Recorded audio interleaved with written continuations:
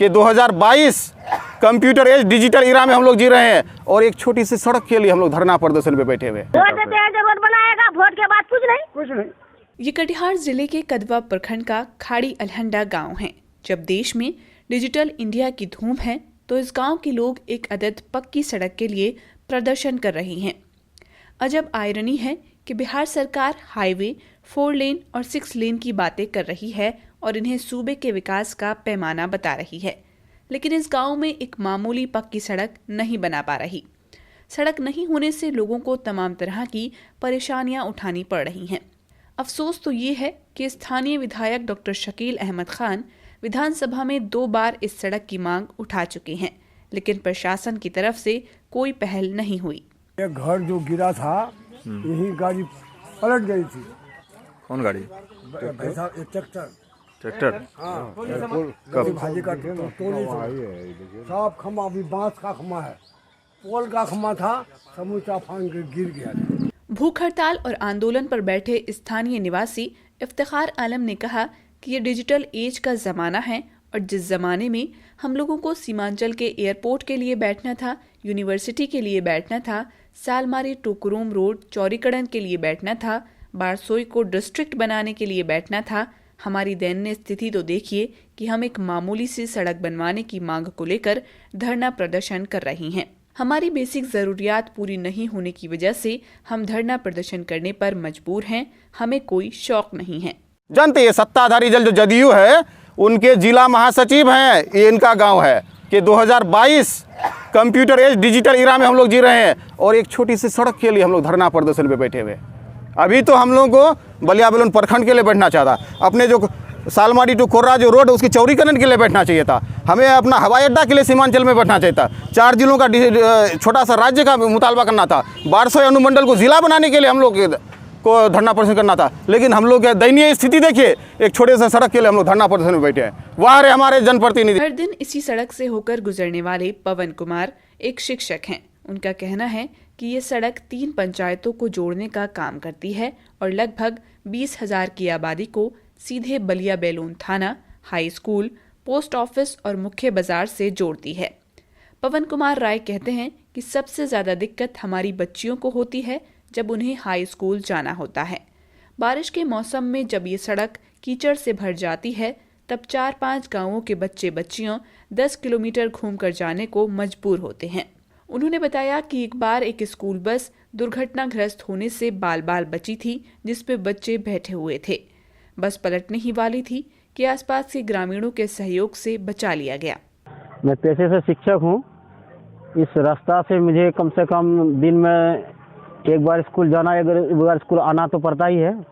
उसके अलावा मेरा घर यहीं बगल में है। ये रास्ता इतनी तकलीफ है लोगों के आवागमन के लिए कि कुछ कहा नहीं जा सकता, वर्णन नहीं किया जा सकता है। कितना आबादी होगा जो इस रास्ते पे?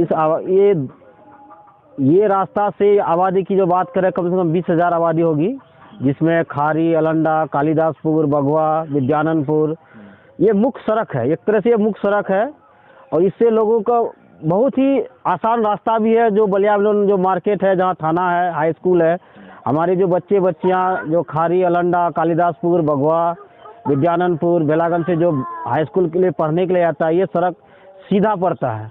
एक सड़क और भी है जो काफ़ी लंबी दूरी तय करके जाना पड़ता है।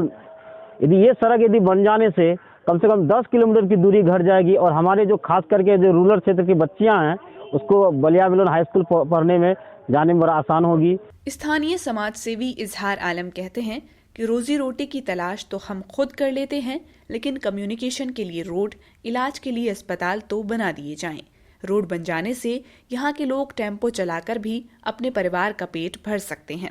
यहाँ के लोगों को अगर इमरजेंसी में डॉक्टर के पास जाना हो या फिर किसी महिला की डिलीवरी करवानी हो तो सड़क नहीं होने की वजह से हम उसे मरते हुए देखा करते हैं। भूख हड़ताल तक मेरा शरीर जो है डैमेज हो गया। हाँ, तो फिर एसडीएम साहब जो है कैसे उसको खबर मिला तो वहाँ से भूख हड़ताल तो आने के लिए सीओ साहब को तो नहीं टाइम था, तो एमओ साहब को भेजे थे यहाँ पर और यहाँ वो पूरा जायजा लिए यहाँ पर पूरे रास्ते का। तो बोला कि हकीकत में रास्ता जो है ये जाने का लायक में हम भी जा नहीं सकते हैं।